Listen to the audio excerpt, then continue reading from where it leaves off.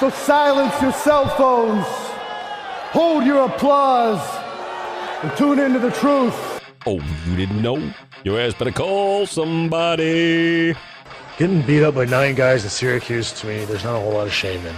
From the 315 to the world, this is the Heel to Face podcast. The cream of the crop! Wow, man, freaked out! Follow the show on Twitter and Instagram at Heel to the Face. I said, are you ready? From Armory Square in downtown Syracuse, New York, let's send it now to Brandon and Jared. Bad luck seems to be my middle name. They might as well tag me up with my buddies from Syracuse.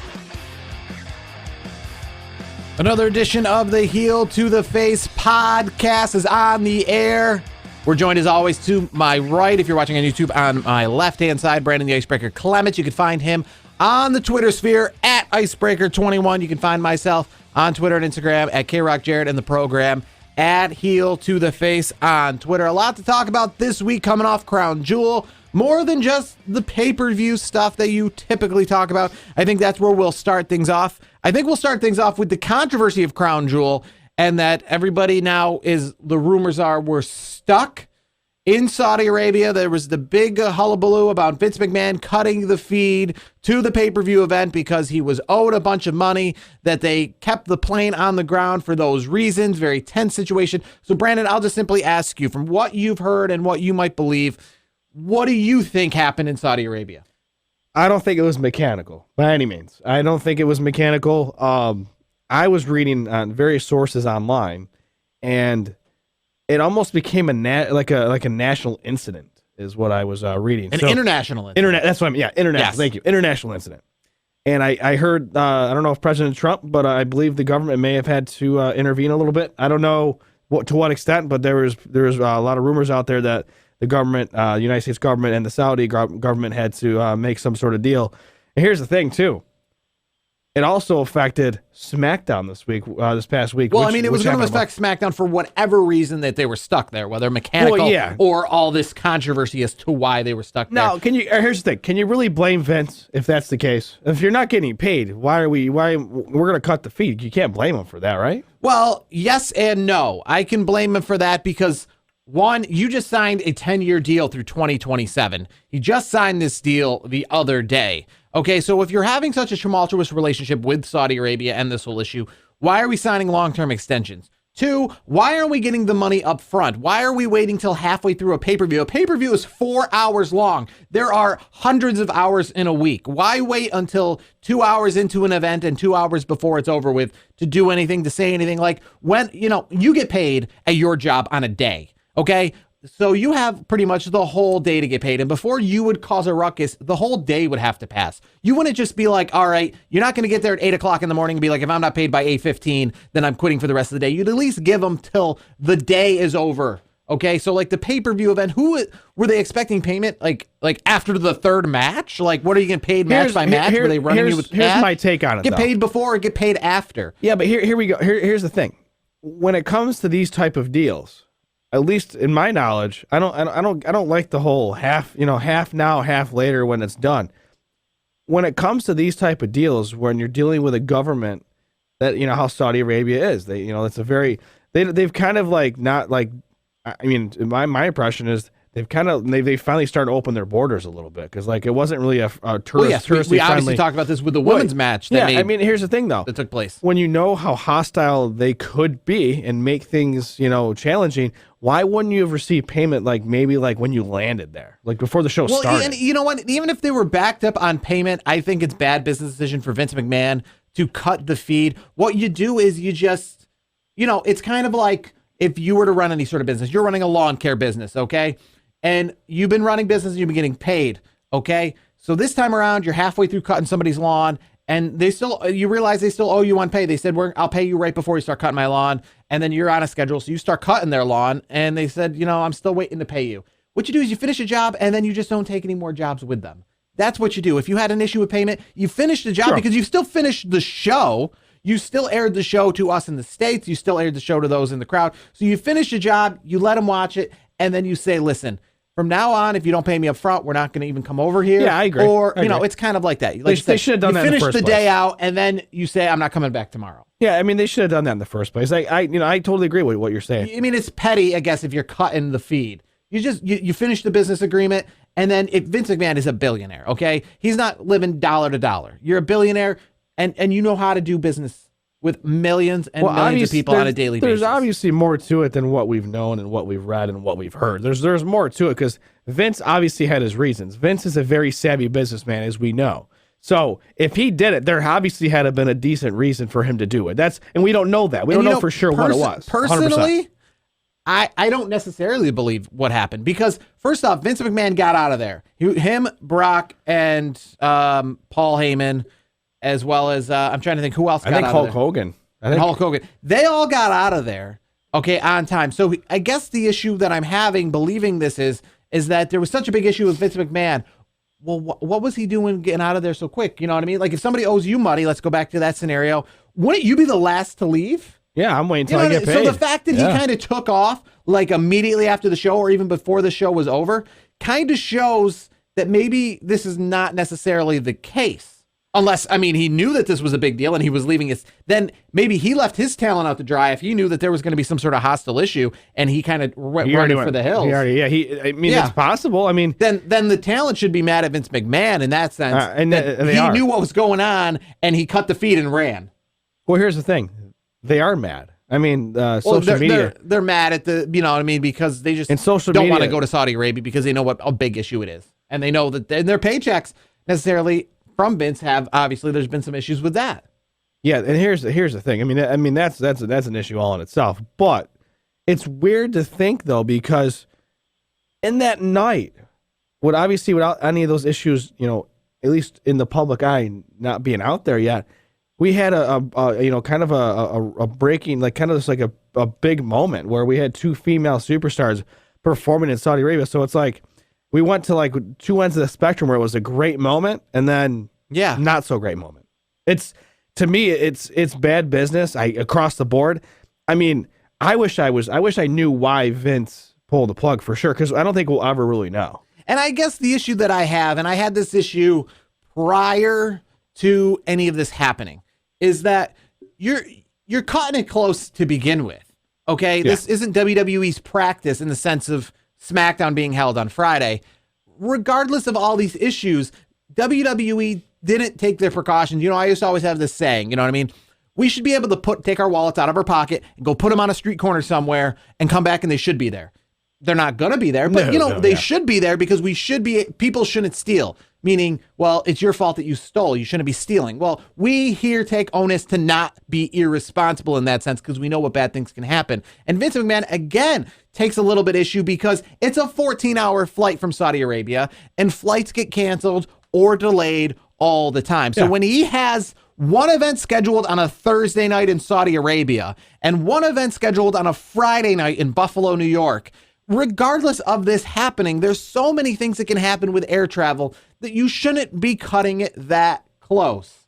Yeah, you should be scheduling your shows much better than that. You should be scheduling the Saudi Arabia show for Wednesday. You should be scheduling it here's the Sunday. Issue, though. The issue with that, Sunday's probably the best, maybe the best case. Maybe not the best in Saudi Arabia, obviously, with the issues they have going on. Yeah. But I was under the impression before any of this happened that SmackDown was going to be much different. I was under the impression that the talent that was going to be on SmackDown wasn't even going to make the trip because of the fact that, why would you risk sending these people over there and just getting them back in time in perfect scenario? Yeah. In a perfect world, the talent you want for SmackDown is arriving 2 hours before the show. Yeah, and that's not ideal because it's like they literally have enough time to, grab a bite to eat quick, lace up their boots and go. And it's a 14-hour flight. Yeah, you want them to perform after flying for 14 hours? That's a big ask. I mean, so that's Vince McMahon's fault right there. We have snow here in central New York, and, we take precautions when we have to be to work that, it's a 20-minute drive to work, but there's snow, so we leave a little bit early. We leave 45 minutes early. We don't leave, when it's a blizzard outside, knowing it takes 8 minutes to get to work with exactly 8 minutes to go. That's our fault if we end up being late. You got to take the onus and when plan you have better. a 14-hour flight and you're putting on a show, you should have left a lot of guys behind. You should have said, you're performing on Friday at SmackDown in Buffalo. You're not making the trip to Saudi Arabia. Here's how you could have done it. And I think that's why they had Brock Lesnar come out first, because to my knowledge, Brock did his match, got cleaned up, and then left. Is what I was. Everyone should have left immediately after the matches. Yeah, that's. I mean, there should have been no leaving Friday morning. Any of that? No, that to me that's ridiculous. That's why Brock made it to SmackDown, and we'll get to that in a minute. But that's what they should have done. It should have been the only people that should have stayed and maybe were on the last few matches of the night are the ones that weren't going to be on SmackDown or advertised on SmackDown, so to speak. So if they're still there and they get stuck, I mean, yeah, it sucks because they're stuck, but you have a day or two to figure it out because you don't have a show maybe until Monday night. I mean, there's obviously a reason why the talent that showed up for the Saudi Arabia show didn't arrive on Thursday. They all arrived. They all left after Raw.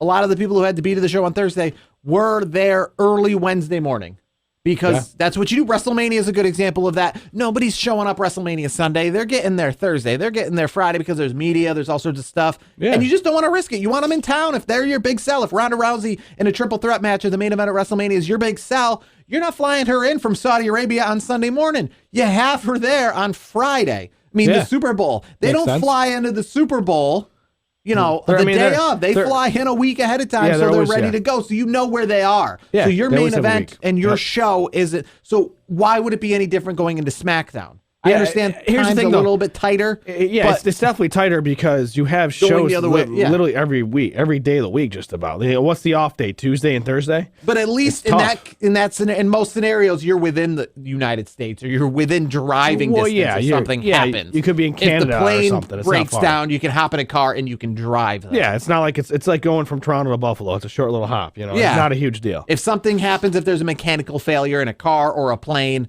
you can still get there. You give yourself plenty of time. Obviously, rest up and go. A good example of that was, Chris Benoit, obviously, the night of the Fateful Issue, when he missed a house show randomly because of obviously what happened with Chris Benoit. They actually talked to Chris Benoit the very next morning and were like, all right, things happen. You missed the show.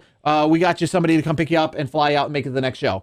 Like, that was kind of the issue going on back then with Chris Benoit when, because you're within the border. You're not in Saudi Arabia. They just thought, okay, he missed the flight. We'll hop him on the next flight.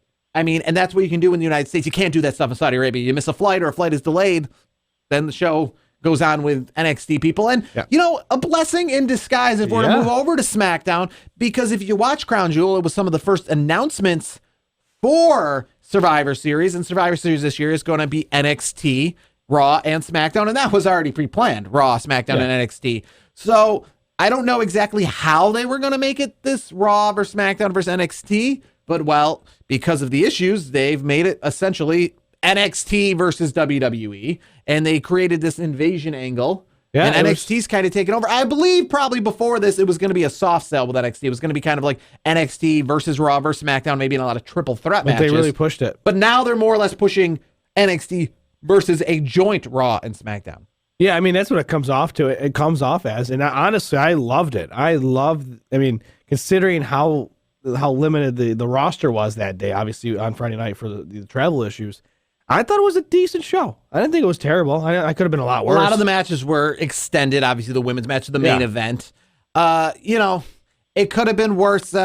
A lot of, there's a lot of mixed reaction because there's a lot of people out there because it was in Buffalo and that's close to where we shoot right here. Mm-hmm. And that's some people regret not going because the show it became. And some people like myself are kind of happy they didn't go because of the show it became.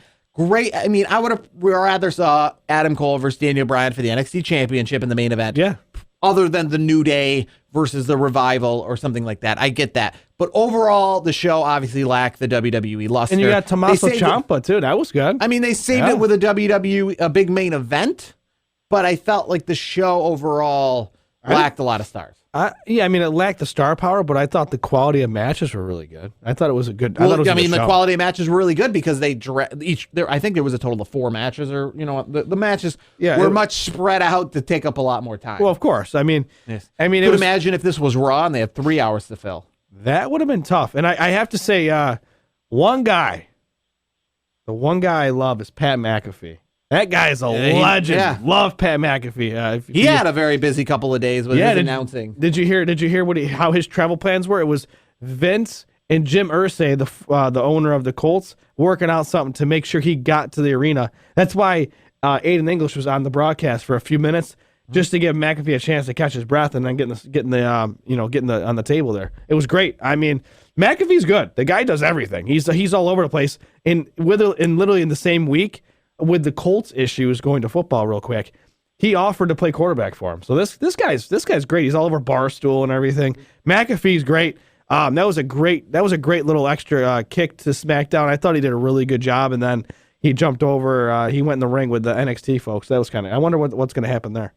So, I mean, Survivor Series is only about 2 weeks away. It's going to be an interesting pay-per-view. This is going to be our first pay-per-view with a previous SmackDown at the same site of the pay-per-view event. So, essentially, the crowd that will be on hand for Survivor Series is going to be the same crowd for SmackDown before. Normally they do these same cities. Obviously, they just did it for SummerSlam in Toronto, but SmackDown and Raw followed the pay-per-view. Now, we're going to have a SmackDown. The go-home SmackDown is going to be prior to the pay-per-view. And speaking of go-home shows, tonight here, the first ever AEW go-home show to a pay-per-view is going to happen. AEW's been on the air now for about a month and a half. They have a lot of shows under their belt, but this Saturday, their first pay-per-view under this television show, and then moving on to pay-per-view. It's going to be Full Gear. They've been hyping this up for a while. Cody Rhodes and Chris Jericho for the title. Kenny Omega, Jon Moxley for the belt as well. Britt Baker on the pre-show. Yep. The pay-per-view's on a Saturday night. Do you, they've obviously done their previous pay-per-views on Saturday nights as well. Do you like that model, Saturday night pay-per-views? I do. I think Saturday night's a good move. To me, it's a tough one because you got a lot of competition. Well, yeah, you do, but so does Sunday. Sunday, I think's got even arguably during football season, NFL. Well, football season is Saturday too, though. You can. Well, here's the thing, though. It might be dividing some people here, but I would say the NFL base is a little bit more diehard than the college football base. That might be a stretch, but that's what I'm thinking. I'm a bigger NFL fan than a college fan. Slightly. I would probably say they're pretty even. I would definitely say. But here's the thing. Even if there's less people watching each individual game, there's more games to be watched. True. No, I get that. If it's half the audience per game, but times 10 more games. Well, what are you going to do? You can't do it on a Wednesday. It makes no sense. You can't do it on a Wednesday. That is definitely the case. Sunday, I wouldn't do it anyways because you're competing against the NFL. WWE does Sunday. I guess the big thing is by not doing it Sunday, you could then have some times where a pay-per-view is the same weekend as a WWE pay-per-view event. Maybe even go up against an NXT TakeOver in the future. Yeah, they probably will. I think that's probably what's going to happen. At some point, we're going to see the calendars. They're going to intersect, and you're going to say it's going to be, hey, all right, we got NXT and AEW. What are we watching? I might say for a pay-per-view event, go on a Monday night or a Friday night. That might be, or at least later, maybe have a 9 o'clock start time. UFC obviously does the 10 o'clock start times because they originated from the West Coast, but even now that they're on the East Coast, a lot of times when they're at the Garden or something, they still do the 10 o'clock. I think that's a good move because it gets people to be able to go out on a Saturday night and then come in later on. I'm not saying wrestling should move to a 10 o'clock at night situation, but maybe tough. a 9 o'clock, maybe a 9 o'clock start on a Saturday night. I wouldn't go for it. I know a lot of people, they like their shows being done. As long as it stays within a 3-hour limit, maybe 9 to midnight. See, we've talked about this before. It's funny that I remember this pretty well, that you like the 7 to 10 kind of deal when you were in and out pretty quick. We talked about pay-per-views in previous episodes. With the NXTs you're talking about. Just in general. Or when you're watching a pay-per-view on the West Coast I think you went to a pay-per-view and you were out by 10 o'clock. The Royal Rumble, the Royal Rumble. Was perfect. And I went to NXT and that started, so that's Phoenix time. So, and it's, I believe it started at 7 o'clock, correct, here. So 5, it wasn't at 8 o'clock. It was a 5 o'clock start. It was a 5 o'clock start. I got out of there about 7:30. You can go, that's early enough to go have dinner afterwards. Yeah, go grab a bite to eat and go enjoy the rest of your evening. After NXT TakeOver, I went to dinner for that occasion. So like the NXT and Royal Rumble is kind of like an appetizer then. Yeah. Then you can go enjoy the nightlife in the city.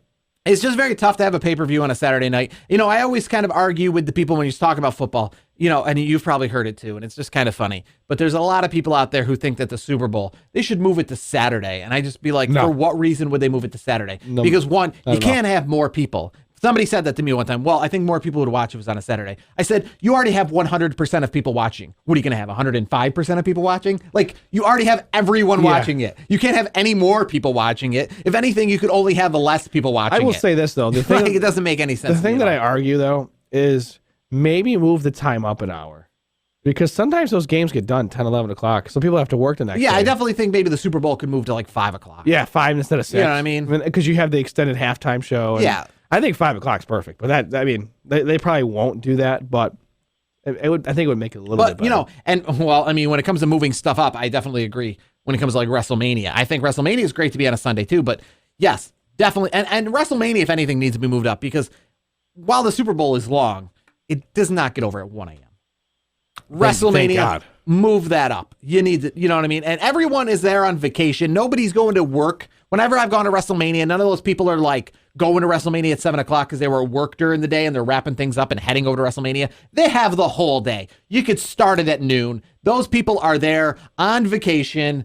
You know what I mean? Took the day off. It's kind of like when you go to an NFL football game. The reason why NFL stadiums are fine outside of the cities versus like NBA or minor league baseball stadiums in the cities is because those aren't a day-to-day activity. That's a day you took the whole day off. It doesn't matter if Foxborough is 40 minutes outside of Boston. You have all day to drive there, all day to spend out there. Tailgate and all that stuff. You're not going just for the game and heading home. You're making a day of it. Same with WrestleMania. You're making a day of it. So there's really, you could start that thing at 3 p.m. and you wouldn't have one person less in the crowd. No, I agree. I'm with you 110%. I mean, let me ask you this though. I mean, overall, considering the week that it was with the travel issues and whatnot, what did you think of this whole NXT invasion the last? WWE, you got to give them credit. They know how to pull off things very seamlessly. Yeah, I thought it was good. I mean, and especially with all the money that's in on Fox and every issue that they have with that of making sure that they have to put on a show.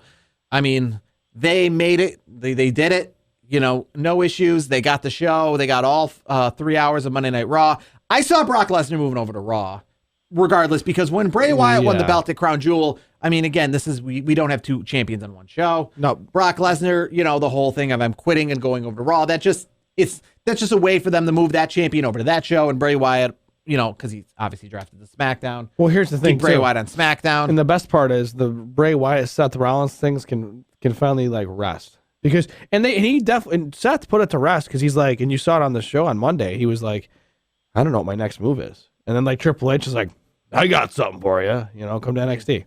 So to me, I think the whole Bray Wyatt Seth Rollins things is finally over. I think that's good. I think it's time for Bray to have a fresh opponent. Same thing for Seth.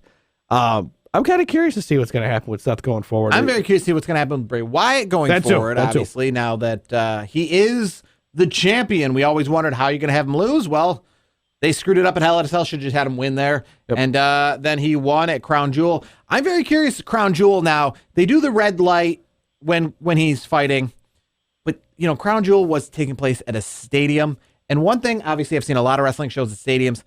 It's very hard to see things at a stadium. You're very far away from the action. It's hard enough. A lot of times when you're at WrestleMania, the Royal Rumble, they have a spotlight on where the people are because when you're watching them in a huge crowd of people, it's already hard enough to be able to tell which ant is which ant is a person and which ant is a wrestler. True. So when they have the red light and you were sitting up in the nosebleeds, you're not seeing it. And then they start fighting in the crowd.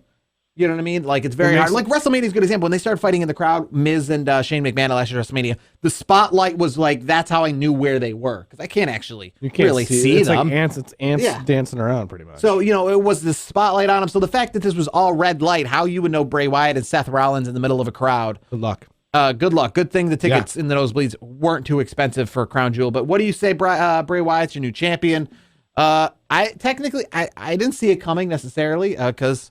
Well, I was just very curious how they're going to do it, but they made it. And now, where do we go from here with Bray Wyatt? I'm curious because is there going to be a Roman Reigns thing? Are we going to go that direction, or where do you think it's going to go? Because if I had to pick one opponent, I'm thinking Roman Reigns is probably the most ideal. I mean, it's probably the one that comes to mind because he's kind of the face of that program. I mean, what do you think? I mean, Bray Wyatt. I mean, Daniel Bryan is kind of still over there. It's very good. Maybe even The Miz. Maybe you throw because he was supposed to be on Miz TV originally on SmackDown, and that didn't happen. You think they could turn that into something, maybe? Yeah, I mean, I think that would be an interesting aspect because Daniel Bryan's kind of got that heelishness, he's not like grittiness to him. Yeah, he's not doing the yes thing. He hasn't like committed to that, but it's kind of curious to see where he's going to go. So maybe a Bray Wyatt feud could work. And the problem with this in general is obviously, regardless, we still disagree that he should have ever been the champion. Fine with him being champion eventually. Way too early. WrestleMania probably fighting for the championship at the earliest. Yeah, one guy he could face, but it's probably not going to work out too well now. And goes back to the NXT point is, in this whole NXT aspect, where was Finn Balor? I know. Yeah, well, I don't know what happened there. Why wasn't he used? Why was he not used in the NXT angle? Are you trying to keep him, like really exclusive in the sense of like a real rarity, like the face of NXT? But if he's the face of NXT, he really should have been there. Yeah, I think the whole Finn Balor, because he's definitely somebody who would have definitely worked. That would have made your SmackDown much, much better because he is a WWE guy. If you went to SmackDown and you're mad that you saw a lot of NXT guys because you let's say refer to NXT as the minor leagues. Well, Finn Balor is a bona fide SmackDown or Raw superstar. Yeah. So he should have been definitely somebody who was on one of those shows, because by having Finn Balor there, you really don't miss Roman Reigns. No, obviously by having Shayna Baszler there to just the WWE only audience, you might miss Roman Reigns. But Finn Balor definitely takes that spot. I did. Speaking of Shayna Baszler, I really enjoyed that little promo she had with Becky Lynch this week. That was good. I thought that was intense. I thought she delivered well, and I thought Becky does what Becky does. I thought it was good. Some of these NXT superstars, I'm excited to see them, battle with the main roster folks. I mean, to me, it sounds like they're making NXT like a separate main roster. Yeah, and that's what I was kind of just about to allude to is, are the call-ups just going to take like a halt here? In the sense of like, NXT obviously was the developmental brand. Now is NXT the developmental brand anymore? Or is that just another brand? And then everybody at NXT get a pay raise and now just, hey, you're on the main roster. Pretty much. NXT. That's what I'm thinking. I mean, honestly, at this point, I think when you have Adam Cole going against Daniel Bryan, I mean, where's the promotion? He's already doing it. He's on SmackDown. Yeah. He's on Raw. Exactly. I mean, here's what I'm thinking then. They had the 3 brands. Evolve. I think Evolve's going to be the I think the developmental territory for WWE. I think that's where it's going to go. Honestly, I know WWE with this recent draft that they did, which was very interesting, I guess is one way to put it. Maybe they'll do something where maybe some NXT guys get traded to Raw or SmackDown. Oh, we get a blockbuster deal. We're going to trade. I don't know. I mean, it wouldn't make sense, but because Finn Balor is just in NXT, we're going to swap Finn Balor and we're going to bring AJ Styles to NXT, something like crazy like that. I can see that WWE working off of like its sports entertainment and like say we have a blockbuster deal. We have a 3-team trade. We have the Raw guys. Some guys are going to Raw, some girls are going to SmackDown, and some of the rest are going to NXT. Something like that. I could see that. I think that would be interesting. The only issue that I still have is that NXT is, in the sense of it being a separate brand, is still needing to put on their own shows. For example, Survivor Series includes NXT. Well, we still got War Games the night before. NXT still got its own pay-per-view the night before Survivor Series. So a lot of these guys are going to be doing double duty. So you have to remember that you're still treating it like a separate developmental brand, but also including it on the main show. Obviously you don't have that essentially WrestleMania weekend. SmackDown's not putting on their own pay-per-view the night before WrestleMania and then being a part of WrestleMania. They're a part of WrestleMania. Now let me ask Survivor you this. Series is going to be very interesting with them having their own pay-per-view and then being a part of a pay-per-view. Now that we're kind of talking about maybe it's 3 separate brands, could you see like a retaliation on War Games from Raw or SmackDown? I mean, you know what I mean? Like, I know like Triple H and NXT have already fired the first shot. Could that be kind of maybe one of the final shots? Well, everybody will be in town. It's in Chicago. They'll all be there. I mean, it makes sense. I mean, it might make more of an intrigue with War Games. I don't know. But I guess one of the big issues that I have with all of this, at least going forward, is too much content. The reason for a pay-per-view is that you have everybody on a pay-per-view. I don't want, War Games and Survivor Series to just be one long single pay-per-view. That's what's nice about NXT. It was like, they're their own people. Like WrestleMania is 7 hours long without NXT TakeOver. So I don't need to watch, Daniel Bryan fighting on NXT TakeOver or competing and then watch him again, WrestleMania, Royal Rumble. I want them to kind of stay separate. Hopefully it doesn't happen. It's going to be interesting because, this upcoming pay-per-view Survivor Series, they are all involved. NXT is putting on an entire 3-hour pay-per-view, and then the next night, they literally have all their top stars in the Survivor Series pay-per-view. So, I mean, for lack of better terms, Survivor Series is a weekend event, essentially. Yeah, it really is. It's a 2-day event coming up. It's going to be fun. As a wrestling fan, I'm very interested to see, how it turns out. And I think it's going to be a great. Quickly great before we finish up, just your preview for AEW Full Gear on Saturday. Who do you got? Is Chris Jericho leaving with the belt, or is Cody Rhodes going to be your new AEW champion? Chris Jericho stays champ. Chris Jericho stays champ. Jon Moxley and Kenny Omega. Who you got? I think Kenny Omega is finally going to get a win. I think, and also, the whole thing with Jon Moxley, with management and things like that. Maybe they could play a doghouse angle and put him down, so to speak. But I think here's the thing. More importantly, I think to highlight it to a greater extent is Kenny Omega hasn't really gotten the wins and losses that get the win. He's got more losses than wins, I feel like. I mean, I feel like he should be dominating more than that. But I think he's doing it just like the Young Bucks to make his talent enhanced. Yes. So I think in this case, he's doing the opposite of Triple H. Yeah, 100%. He's letting the other talent. He's going to let the other talent grow, just like Private Party grew when the Young Bucks lost to them.